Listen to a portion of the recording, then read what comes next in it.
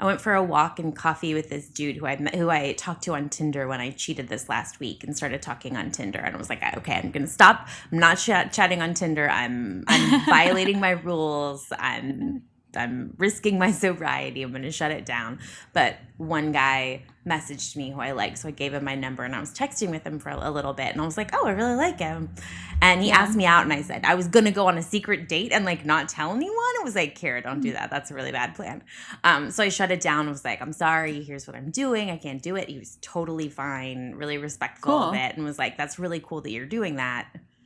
That's awesome. Lots of talking about like personal stuff, and I was like, this guy's great.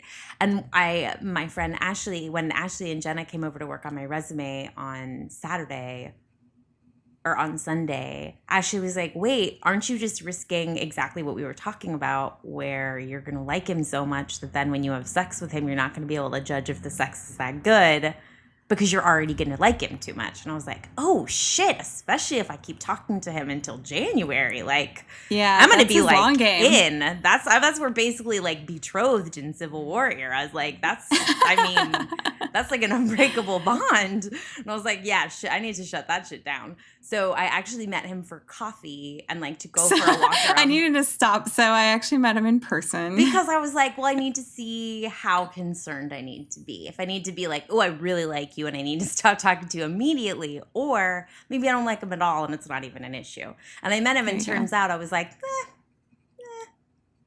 So it wasn't love at first. No, and I'm so glad that I met it because it really took the edge off.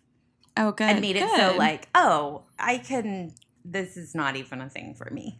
This is not a thing for me. He's like a goofy dresser, and he took his shirt off on our walk. And I mean, I don't really care about perfect bodies or anything, but I was not feeling his body.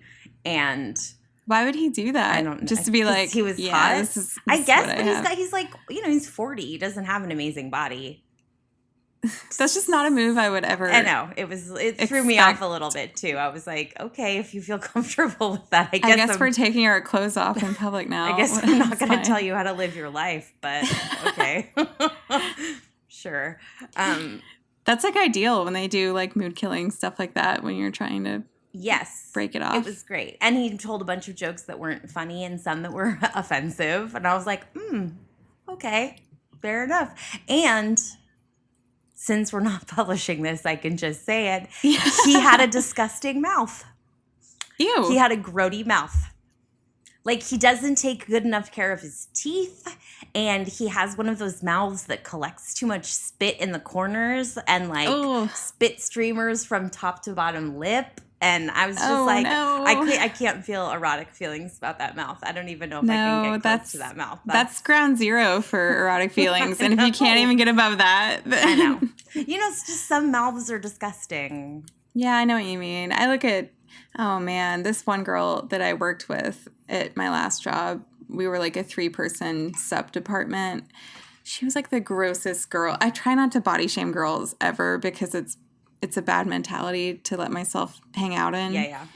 But this was like, I couldn't ever stop thinking about how gross she looked just all the time.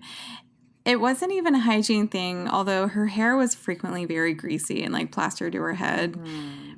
But she got married during the time that I worked there. Wow. And good for her.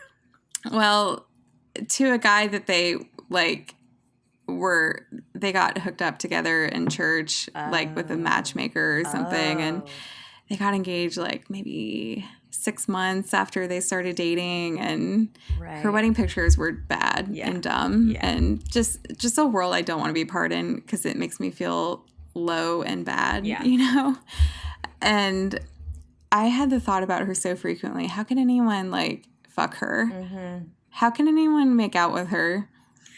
I don't get it. A virgin. Oh, they were absolutely virgins. See, I bet he doesn't even know what to expect. Yeah, he doesn't know. I bet he's just like, this is what I get. This is what everybody gets. This is what the Lord has chosen for me. Yeah. I trusted the Lord, and this is what I got. I'm not going to miss that girl at all. Yeah. She was like the dumbest bitch ever. Okay, she's from the Midwest. She grew up in Kabul, Missouri, which is like a tiny town in Missouri. Mm-hmm. She pronounces Sioux City, Souk City. What? Or Sioux City. I was like, do you mean Sioux City? She was like, whatever. And I'm like, no, not whatever. You need to understand that it's not... You're going to sit down here and repeat it until it's correct. You don't just get to pronounce words however you feel like it. You can't just call it whatever. And frankly, it's a matter of respect. It's a Native American tribe.